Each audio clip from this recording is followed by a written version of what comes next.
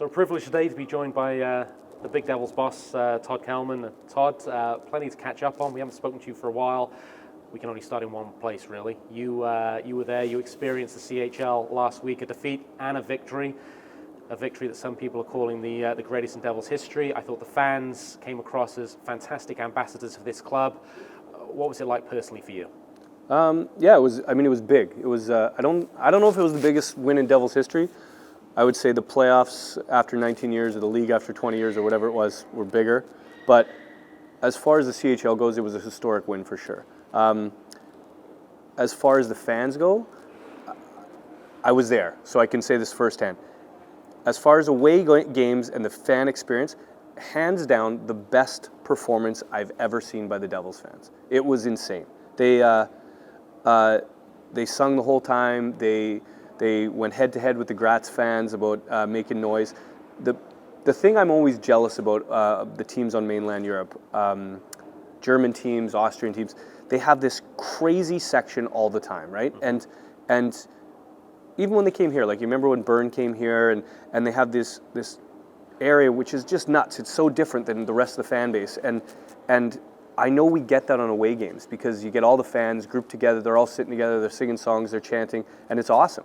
And it's hard to recreate that at home, especially when you don't have a standing area. I think Glasgow have done a really good job of doing it, and I think Belfast have done a really good job of doing it, of creating an area for them to kind of group together.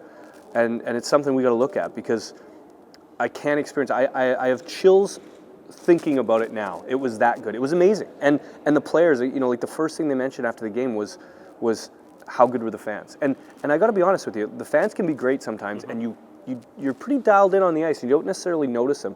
But so for them to all come away and be like, wow, how good were the fans? That was the talk afterwards in the locker room. It wasn't like, oh, how good was Bouncy? What a great goal by Reddick.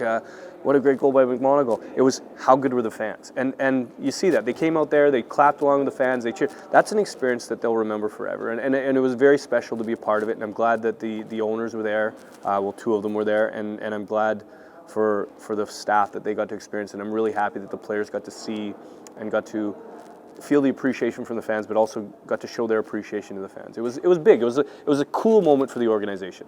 You said something to me just off camera, and I thought was hit the nail on the head. Did it legitimise the Cardiff Devils in the CHL? Did it legitimise, along with Belfast, who've done a great job, and of course Nottingham a few years ago, but are these elite league teams now legitimate in the CHL? Yeah, like it's nice to be winning games, and it's nice to be, like, we're sitting at the top of our group, which is amazing, but like by our performance, we're actually kind of mad that we didn't beat Mountfield. I didn't think I mean, Lorda would say, like, it wasn't our best performance against Mountfield. So it feels like we're where we should be in the CHL, which is nice. And I mean, you think of that very first game we ever had, and where we got crushed by Davos, and that's kind of what the CHL used to be for our league. And now it's nice, like Nottingham set a standard that we're hoping to get to this year by advancing, and Belfast have played great. Belfast win their first game at home, and like no matter how good a team is, that first game in the CHL is tough. And so for them to win their first game at home was pretty cool. And it's honestly the only time I will ever cheer for Belfast is during the CHL. Okay. But it's been fun. Like, we've been going back by text with Thornton and with Kiefer and kind of like, egging each other on to, like, let's get that win, let's get those wins for the Elite League, which is cool because we do want to do well. We would love to be able to have two teams in the Champions Hockey League every year. It's such a fun experience to be in, and it's a lot of extra work for the staff, and it's more travel, and guys have to come in earlier, but it's fun. It's awesome, and it's such a cool experience. Where do you stand on the point, and I love the CHL, I think the majority of fans do, some people have the point, and it's probably a fair point, that realistically the Cardiff Devils are a British team and not going to win the CHL, so therefore does it detract or distract from the season? Is there a risk of injuries that can affect domestic form? Where do you stand on that, CHL versus domestic competition? I think it's completely separate. I think anyone that says that hasn't been to an away game yet, and that's probably what I would say. It's the one that distracts more, I think, that causes more havoc for your season is the Continental Cup. Okay. And not that it's a distraction, it's the commitment it takes to be in the Continental Cup. If you think that year, I think Nottingham had 3 or 4 weekends of Continental Cup hockey where they have to skip their domestic games, change the schedule, play 3 and 3 nights. That's hard. Like, at least the CHL is at the start of the season, and then you have that one back-to-back games in October to finish off the first round, and hopefully we have another round after that. But no, I love it, and the only people that would say that haven't experienced it, and we get to play Frölunda in Viola Arena. Frölunda Indians, in my opinion, the best team in Europe, is coming to Cardiff. And if you love hockey, you got to be at that game. Like that's an epic game, It might be the one and only time in Devils history that we play Frölunda. So I think it'd be cool. And same when we got to play Bern, we got to play Davos, Salzburg. These are very historic European teams that it's been a real pleasure and a real honor to get to play against. And it's fun being able to bring them to our arena and obviously go to theirs and learn from them. But I love the CHL, and the only thing that you just wish it was longer. You wish it was a longer competition, yeah. But in terms of making it longer, it will be a great experience seeing Frölunda. But I know you're a competitor, Andrew Lord's a competitor. It's not just about the experience. You want to qualify now. 100%, yeah, and the guys do too, right? Like this would be huge for us, and there's a huge focus on that, and that's one of our 4 main goals this year is to advance in the CHL. So we've set ourselves up to this point, and we've done a good job. But yeah, we want to do it. It's a huge ask. We're playing for Frölunda, but I mean, we're as close as we've ever been. So we're going for it. Yeah. One last sort of directly related question to the CHL, and I don't mean to put a downer on anything, but is it a double-edged sword in the sense that you've been so impressive and your coach has been so impressive? I've seen comments this week from fans. Last year we lost Ben Blood because performances earlier in the season were very good, particularly in the CHL. Any risk of losing assets? No, I don't think so. I think there's a few guys that probably would have gone if they weren't under contract in the summer. That's why we have contracts, and that's why we take out a clause that a lot of elite league contracts have, that a player can give you 2 weeks notice and we can give the players 2 weeks notice. I guess we take a little bit of a risk on recruitment in the fact that Lordo does the homework and brings in guys that we believe aren't going to have to be replaced, and how long have we been doing this? This is year 6 in Cardiff. We haven't got rid of a guy yet, and you could say, oh well, that doesn't keep guys on their toes. I think we've had a pretty good run, and we've got a great group of guys. I don't think guys think about that. The Ben Blood thing, he was under contract. They bought out his contract. It wasn't like we handed him over to another team, and it's a great situation for him, and I'm really happy for him. He just signed another 3-year deal. He's done fantastic in Finland. They love him there. They love him just like we loved him. I watch his career. I follow that team just because of Benny Blood. It was one of the teams that I really wanted to see and play against, and I follow him on Twitter because he's hilarious, and it's hard not to love that guy, and we'll always have a connection, and you never know. Maybe in a few years he wants to come back here, but for the time being, he's just signed a new 3-year deal in Tappara. They're building a new rink. He's excited. I saw him as part of the announcement of the new rink, so I'm pumped for him, and he's a good guy and he deserves it. One thing I wanted to ask you from watching the CHL games and drawing on your experience, I hope you don't mind me saying, as a very good defenseman, something the Devils did very well, both home and away, get on the forecheck, hit defensemen and turn over pucks. There were a few times against Mountfield and Graz where their defensemen didn't like being hit. Just how hard is it for a defenseman to make a play, take that hit to make a play when you've constantly got big bodies like a Riley, like a Batch, coming down, you can hear them behind you, and you're going to have to take a big hit into the boards. I guess as a defenseman, it must get tiring. Yeah, I mean, it sucks. It sucks being run all the time, and I can only compare to. I'll give you a great comparison. When I used to play for Belfast or Bracknell, we'd come into the old rink in Cardiff, and I'd be like, oh great, I'm starting against Ivan Matulik, who's going to run me through the boards on the first shift. Great.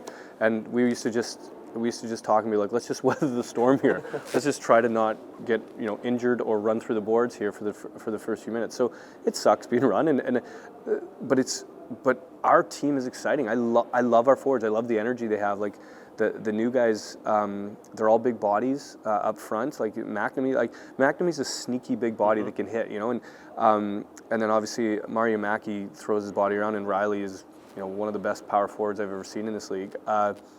they're exciting guys. And then you've got other bodies that are big too. Batchy's been playing great.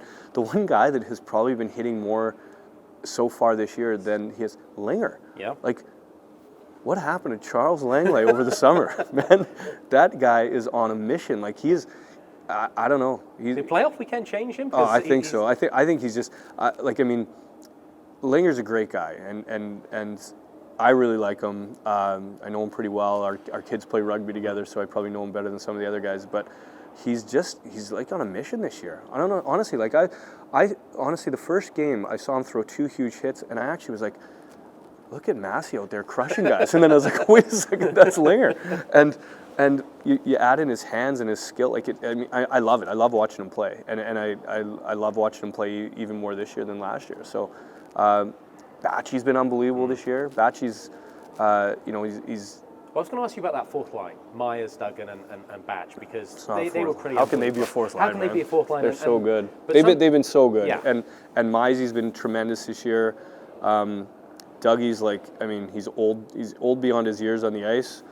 Maybe a little not so old off the ice, but you got to love Dougie. I mean, what probably one of the best signings we could have made last year. Brings so much energy to the room.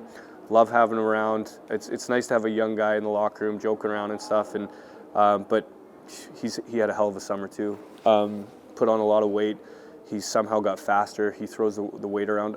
I love watching him play. I hope I'm watching him for years to come. There's just so many. I mean, you could break down so many guys. It's been fun. It's been like, I mean, I talk like I'm not involved in the team because I'm such a fan of this team. It's so exciting to watch these guys. But it seems like a happy locker room, and I'm certainly not making comparisons to last year, but there seemed to be so much pressure on last year with the three-peat and what have you, and people like myself were guilty of that maybe at times it felt during the year things got a little, I don't know, emotionally stressed. At the moment, it seems like a very, very happy locker room. Yeah, I think it's, I mean, can't take anything away from last year. I think people never realize how much pressure you put on yourselves, and it's tough to look back and think in hindsight we could have done what differently or whatever. But I don't know, man. I love this team. I love this group of guys. But I say that every year. I love last year's group of guys. There's guys that left last year that I miss. I big parts of this team and guys that were great for this organization that aren't here that would have loved to be part of this team, right? But that's hockey. You move on. You got new guys that become heroes for the fans, and we're so used to doing this.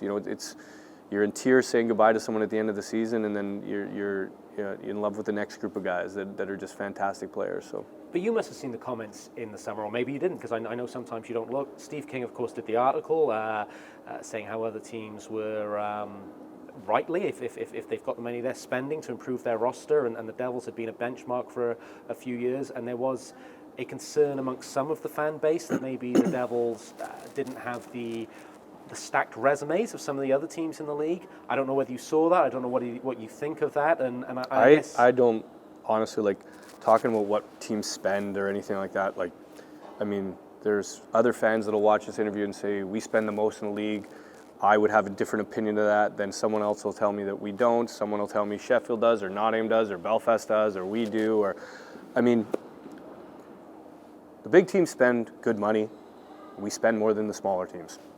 I mean, anyone that needs that to be heard on an interview, you don't need to know that, right? And the reality about budgets and stuff like that is we all have different situations. We all, like Simsy will say, oh, we've got a great situation because we don't pay rent at our rink, but we do pay rent. It's broken down differently. I would say, oh, I would love to have a rink the size of Nottingham and have a city center rink, but that's their business model. I was in Belfast, a very different business model. And for me, Belfast probably has one of the best setups, maybe the best setup in the league, with what I would consider the best rink in the league as far as the total package. And yeah, I probably refer to Belfast too much because I love the place. But we all have different business models. We all spend good money. I don't think teams are opening up their checkbooks because of our success. Because I mean, Belfast won the league last year, and But you don't settle for something best, though. So I guess my question from a fan's point of view, some of the comments I saw, you don't feel the Devils have fallen behind? No, God, no. Like I mean, I think people think like the whole league spends way more than they used to years ago. Like, I mean, way more. Think about it. Like, think of the players that are in this league that would have never looked at this league. Charles Langley wasn't coming here in 2009. You know what I mean? Yeah. And Liam Reddix isn't going to Belfast in 2010. Like, the league itself has gotten better. That means that we're playing 4-line hockey now. We were playing 3-line hockey for years. 4-line hockey automatically increases your spend. But there's probably, you know, like what we were spending in 2011 in Belfast might be what Dundee are spending now. Like, I don't know. And as I just want, like, I never really get into that talk with other teams because I don't really care. Because if Belfast spent more or the same or less than us last year, they beat us. So it doesn't mean like money doesn't equal that you're going to beat them. It does, like, to a point. If you're spending a third of what other teams are spending, you're going to have a tough time competing. But, like, I mean, teams beat other teams, right? And Dundee obviously spend less money than us, and they beat us a couple times last year. If we beat Dundee, we'd probably be celebrating a three-peat, you know? That's sport, though. So, yeah, I don't know. I don't think, I wouldn't say, when you talk about players, you know, like, if you were sitting in Coventry right now and you had just signed Gleason Fournier, Joey Martin, Charles Langley, Ben Bounds, you'd be going mental. Yeah. You'd be like, oh my God, we've just got 4 of the best players in the league. But we're repeating them, so all of a sudden, like, we're bringing them back. Sorry, not repeat. They're repeating, coming back as Devils. Maybe it's a little more boring. Like, Steven Dixon to me is a huge signing for us. If Steven Dixon was Steven Dixon coming direct from the DL, it's bigger news. People love new people to look up and new stats to look up, and they didn't have that many this year, right?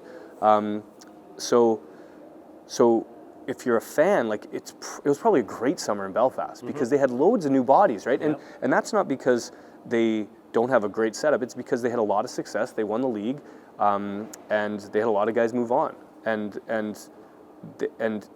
from our standpoint, you're like, oh, is that a good thing they all moved on? Well, they replaced their guys with as good or better team than they had before. Like, they look great. And Sheffield had a bunch of guys move on and by choice, and they look great too, right? And all these teams with loads of turnover, I don't know. We'll find out at the end of the year if it was an advantage or a disadvantage, but they all look pretty good to me right now. So. Okay. I'm aware your time is precious and the music's going to start, so I'll just finish with a few more, one Devils related, and then maybe touch on the league. Devils related, we're not speaking to Andrew Law today. He's got enough things on planning for the weekend. I don't know whether you will answer this, perhaps be even more honest than he would be. Update on Joey Martin, and obviously in Joey Martin's stead, you've brought in a guy, Mateus Sontu, who has been pretty stellar in his game so far. At the moment, it's a temporary arrangement, as I'm given to understand. Is there plans afoot? Is there any chance of extending that? We brought him in for injury cover for Joey Martin. Joey's still injured. That's about all I'm going to say. Okay. Fine. Okay. But he's done great. He's done great. Sointu's been great for us. He was fantastic in the CHL so far. He's having a good time. He's a great guy, great teammate. No complaints whatsoever. It's, you know, like, we didn't plan on having another body in, so I don't want to say yes or no because it's something that it's down to budget, and I just don't know if we will. So fine, okay. Appreciate your honesty on that. Turning to the league as a whole, 'cause it's great having the chance to speak to you because you're involved in the meetings and the direction of the league. I asked you this at the fans forum, but that was April, and maybe not everyone got to see that. Your take on the state of the league at the moment as it enters the season. You've mentioned the quality, stability behind the scenes, I assume. What's your take on where the Elite League is right now? I think it's in a really good place. Like, I think teams seem, I mean, it's to me, it's down to fan base and the fans seems to be growing. Like, whether it's the smaller clubs getting a few more people or the bigger clubs getting exponentially more, but it seems to be a good time to be an ice hockey fan in the UK. I think it's exciting. I think the speed and the skill of the game is kind of coming through. I think the officials are improving, and that's always been a big issue. I think I'm a big fan of the DOPS people that have you know, like, are monitoring their officials. I think I wish fans knew more about what they're doing and maybe that's down to us as a board to make sure we get it out there. Maybe we get some more information from DOPS, because the referees, just like a team, they're getting weekly video sessions. They're seeing clips of what they did right and what they did wrong, and it's hard not to get on the officials' case all the time. And we do it as a league, we do it as teams, but they're improving. Just like, they're probably, like that's the one thing, the league grew exponentially, and we have the same officials, so they're getting better, and they're always improving. And I'm a big advocate of the new DOP system. I think that's been great for the league. We got some great sponsors on board this year. We got some cool things going on. If you look at like the social media, and the output from our media team, Luke Fisher, who was part of the CHL setup, has been working with us full time for just over a year, I think, and he's done a great job. Yes. And I love I'm a big fan of the puck stop plays of the week and the USA Hockey saves of the weeks. I love that stuff, because that's what I want to watch. I don't want to watch 40 minutes of someone's highlights. I really don't. And you know me, I'm always on about highlights should be 3 to 4 minutes. Yes. No one wants to watch 14 minutes of highlights of a 60-minute game. But obviously they love our interviews. Yes, of course. But exactly. Well, I always say interviews should be 5 minutes. So anyone watching that I know has tuned out 10 minutes ago. But it's these quick bursts of plays of the week. I love that stuff, and I think all that stuff adds to professionalism in the league. I think it looks good for us. I think as a fan base of ice hockey throughout the country, we are a very engaged fan base. I say we because I am a fan. Yes. I'm part of this. So I always want to win, but I always want it to be sold out, whether I'm home or away. And I think fans need to realize how important ticket sales are, and the product has gone up and prices have gone up and all that kind of stuff. So it's vital that we still sell a lot of tickets, right? And tickets are more expensive than they used to be, and jerseys are more expensive and all that kind of stuff. But I mean, we're a growing business. We gotta, we have to pay for these players. None of us are getting rich owning and running hockey teams, and we do it because we love it. And I think we have a special relationship with our fans in the UK, and I love that most clubs are pretty open with what they're doing, and they keep their fans informed, and I think that's important. It's something that we've tried to do here in Cardiff. But yeah, the league's in a good place. I go to the board meetings. We're talking about hockey and rules and import levels and how do we improve the game. We're not talking about who's struggling financially and who's not, doesn't have enough money to finish the league. And I like that. I like the fact that I think Tony Smith, who is the chairman of the Elite League, and Neil Black, who's the vice chairman. I don't know if people even know that he's the vice chairman, but they've done a tremendous job of leading the board and making sure that the league continues to move forward all the time. So in terms of that evolution, sorry to interrupt, Todd, but is there, and this might be a no comment, but is there something you can give us in terms of where the league is looking to evolve to next? Is it in the communication side? Is it expansion? Everyone's talking about Leeds coming into the league. That's a major city, what have you.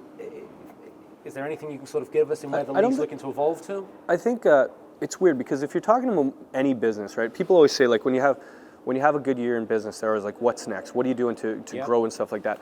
And in sport, it's a little bit different, because you can't say if Nottingham win the league this year and they said, what are you doing next? What are you looking? How do you make it better next year? You're like, well, what do you mean? We just won the league. Yeah, that's we're at the top of our game. We have a great building, that kind of thing. So for me, when people always ask me what's next for the Cardiff Devils, I'm like, we just want to win again. We want to win the league and the playoffs and the Challenge Cup and advance in the CHL.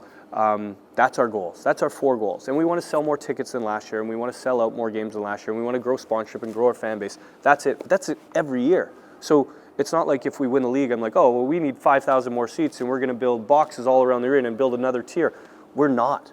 We are going to enjoy selling out Viola Arena as much as possible. It's very hard to, I think I've added another 12 seats this year by putting in more seats. They're coming this week, hopefully. So we've changed some. We will be changing some regular seats to green padded seats because we have more interest from corporates. The league itself, I think we just need to continue to grow. Hopefully, get that one major sponsor on that can make life a lot easier. Maybe get, from my point of view, if we could get one big sponsor, one bank or someone paying $100,000 plus, we all of a sudden would have enough money to have a few more staff and a few more things and start to really do the things that we want to do. But we don't have that. We have a bunch of owners that are self-sufficient, and we collectively run a pretty good little business. And I know we give the fans lots to complain about. And I think fans all in everywhere complain about how the league are done and the league don't know what they're doing. We're trying, man. We're trying. No. There are decisions that in that board meeting that I think are crazy. There's things that I probably suggest that other people think are crazy. We are trying to run this business as best we can, but we are 10 teams getting together to play fixtures against each other and help each other's business out. We want to kill each other and beat each other on the ice, but in the boardroom we're working together, and we talk about it, how we can improve things and how we can get officials better and how we can try to get more sponsorship in it. And there's lots of fans in the stands that know how to do it better than we do, right? They all do, right? Mm-hmm. And I was there before. When I was a player, I had all these ideas of how it's hard though. It's hard because there's ideas that would help out in Cardiff that wouldn't help out in Nottingham, or ideas that work in Sheffield and Nottingham and Belfast that wouldn't work with the smaller teams. You gotta think of every decision how does it affect someone else? Could we add 3 more games? Could we play more games? That means more income. That's great for Coventry and Cardiff and Dundee and Fife. It's not so good for the big teams because they don't want to play on a Tuesday. So all these things, you have to balance it out. And I think we're at a point where in that boardroom, you've got a lot of people working together and trying to pull in the same direction.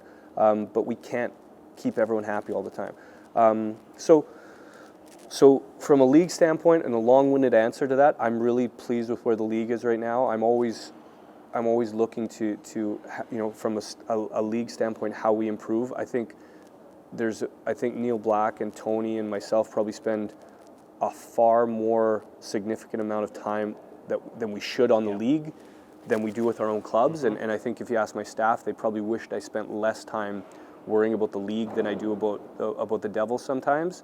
But to me, the league is everything for us, and we can be a great, strong team, but if the league's not strong, then we're in trouble, right? And so, that's where I see the league going, and I know I don't sit down for a lot of interviews, and no one's probably lasted this long, but there are a couple things like for this weekend that I want to touch about, because it is our home opener. And well, I was going to ask you to finish on the preview of the weekend, because I want to ask you specifically about the 2 teams coming in, and this is the last question. No one's watching by now. No one's watching by now, so I'll just watch this back later and I'll enjoy it. But Guildford, I love that rivalry. It's not a rivalry based on physical aggression or anything. It's a rivalry based on speed. I love watching Guildford play. And then Glasgow on Sunday. I might be in a minority in Cardiff, but I loved watching Zach Fitzgerald play. I thought he was a warrior who would go to war for his team every night, and I'm really interested to see the dynamic he brings in as a coach. Obviously, there's a banner raising as well. So go on, give me the Andrew Lord weekend preview. Okay, so Guildford, I love watching Guildford. I hate playing against Guildford, but I love watching them. I think back to the only game last year where I got to be a neutral fan, the Challenge Cup final when Guildford and Belfast, 2 very fast teams. What an exciting game to play. And I always tell Kirk from Guildford, I was like, I hate playing against you guys. We don't know what we're getting. They're a fast team. They're exciting to watch. They seem to bring their A game every single weekend that we play them. But it's fun, and we compete well against them, and it's always a great game against them. So I'm really looking forward to that. It's a great way to open the season. I know it's Challenge Cup, but our black uniforms, we're wearing those. They're sick. They're unbelievable. I love the black uniforms. We've actually got black short covers that go along with it with the Cardiff skyline. They look awesome. The helmets look cool. What a great idea that was. Whoever had that to sticker up the helmets. Yeah, they look cool, and I'm excited about having Guildford in. Glasgow, it's always fun when a new coach comes to town, right? And Fitzgerald is. I don't think I've ever talked to Zach Fitzgerald. Okay. I've always respected him. I always loved the way he played. I always thought it's the kind of guy that you'd love to have on your team. When he went into coaching, I was actually surprised it was this year. I actually thought maybe it was something that he would get into in a couple years, and maybe he did too, right? But I think his willingness to learn, and that's the one thing I've heard. I've actually even heard it from Lordo himself. Like he said at the coaches meeting, Fitzgerald was just like, he was really attentive, really wanted to learn, really wanted to understand, the league and talking to Dops, and a lot of new coaches won't have that kind of input. So I think Glasgow are very lucky to have that guy. I think I always want a coach to be there for years. I don't like to see any coach bouncing around, and I think Glasgow got a guy there that they can maybe sort of like they did with Belfast and Keith. They can get behind for a few years, and I think the fan base that loved him will hopefully get behind him as a coach after this weekend. Obviously, we don't want him to have any success this weekend. But I know what it's like going from a player to a different position, and I never got into coaching, but to go into management instead. So I always say, like, they might love you as a player, Yeah. but man, do they hate you as soon as you do something wrong. So I think for him, he's going to have an interesting year. But yeah, I mean, I still am friendly with Craig Peacock, who I had in Belfast for years, and it's always exciting to catch up with him. And they'll have a good team. They have a fast team. Waugh. Yeah. You're debating whether his name's Waugh or Matthew Waugh. One of. What did your dad call Patrick Waugh? I got to bring. My father called. I think he just is against the French accent altogether. So my dad would call Patrick Waugh the star of the Montreal Canadiens when I was growing up. He called him Pat Roy, and he'd always say, just like that Pat Roy in net for the Canadiens, it's Waugh.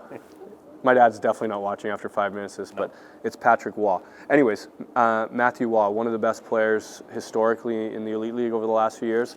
I was at a board meeting when I found out he was coming back. I found out from Dave Sims, who everyone finds out everything. But Simsy told me that he was coming back, and I didn't believe him. And then Gareth confirmed it with me, Gareth in Glasgow. I think it's a great move for them. I think he's done well so far in the games that I've seen. He's a goal scoring machine, and like even if you get you get 90% or 80% of the of the Matthew Waugh that was in Sheffield, you're gonna have a great player. And I think people thought that he was done because his body was beaten up and stuff like that, but he's recovered, he's looks good, and he'll be pumped to get back. That's one thing when guys take a year off, they're pretty jacked to come back and get back into pro hockey, so he'll be good for them. You're talking about people coming back. This is absolutely the last one. This is a lovely touch. Who's raising the banner on Sunday? Yeah, we bring back the big guy, Mo, the winningest captain in the history of the Cardiff Devils. It wouldn't feel right doing, he's in town. We always thought that, it's when you're doing a banner raising, you think like, do you do it against a team where a former player's on, or I remember we did it one year when Doucette was, I think, with MK Lightning, and we wanted Mo involved, and he's been a huge part of this organization. I think he's been a bigger part than the fans necessarily know. Great captain, great person.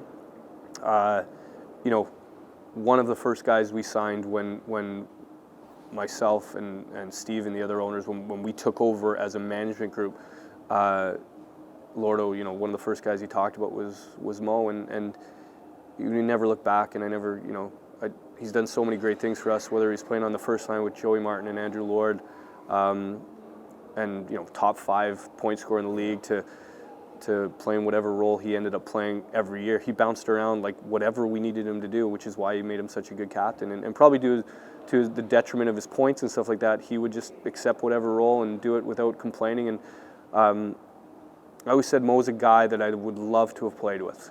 I would have just, those are the kind of guys that I just loved following. I loved, like when you see your captain blocking those shots and doing the things on and off the ice so well. It would have been a fun guy to play with. So I'm looking forward to seeing him again. It's not like he lives far. We could probably see him anytime we want, but it'll be fun to have him back. I think the fans will give him a reception that he deserves, and the guys will be happy to see him too. So hopefully it leads us on to a couple wins this weekend. Hopefully. Todd, it's always great to catch up with you. We need to do it more often just so the interviews are shorter. But as ever, thank you for your time. All right.